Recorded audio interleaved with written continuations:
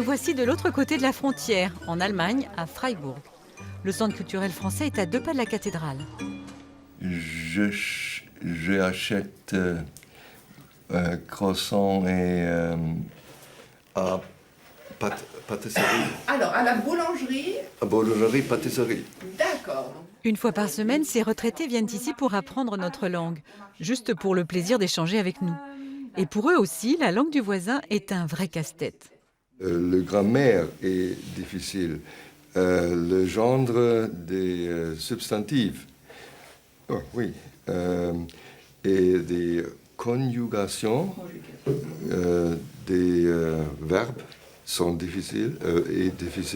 Par exemple, nouveau, nouvelle, neuf. C'est très difficile. Et maintenant, nous allons continuer. Si le français fait toujours recette en cours du soir, ce n'est pas toujours le cas dans l'enseignement scolaire. Le nombre d'heures enseignées serait en baisse. Mais la région du Baden-Württemberg n'oublie pas qu'elle est frontalière. L'enseignement du français est obligatoire pour les primaires depuis septembre 2003. Ils ont entre 1 heure et 2 heures de cours par semaine.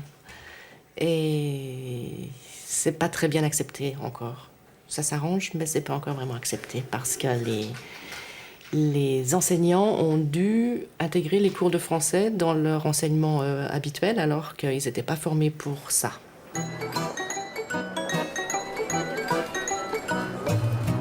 Oliver Meerling vient d'une famille francophile. Il fait des études de physique à l'université de Freiburg. Il fait partie des 90 ambassadeurs de l'Office franco-allemand pour la jeunesse. De chaque côté de la frontière, ils font la promotion de la langue du voisin. Si on fait des interventions dans les écoles, on ne fait pas un cours de grammaire, mais on fait des jeux. Donc, par exemple, avec les gens de la 5e classe, donc ceux qui n'apprennent que l'anglais à ce moment, pour les motiver d'apprendre le français, on fait tout justement des jeux avec la géographie de la France, avec quelques mots qu'ils connaissent peut-être de la langue allemande ou anglaise. Direction la banlieue de Freiburg. Ces lycéens préparent le bac général. La plupart d'entre eux ont commencé le français lorsqu'ils avaient 6 ans. 3, 2, 1, toc.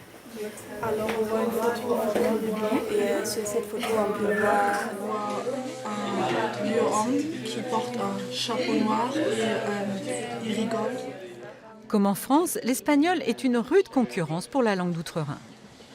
En espagnol, on parle les mots comme on écrit le mot et en français pas. Alors beaucoup des élèves croient que c'est plus facile d'apprendre l'espagnol, mais je ne crois pas que ça c'est vrai parce que en fait c'est de grammaire, c'est presque la même chose.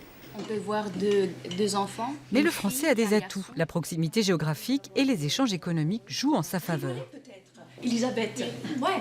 Ils font des séjours là-bas, ils passent en vacances. Il y a des gens qui font des études. Il y a maintenant des études trilingues, bilingues. On peut faire l'économie à Lyon, ici, à Fribourg, à Mulhouse. Il y a des études vraiment très intéressantes. Donc ça sert pour trouver un boulot aussi plus tard.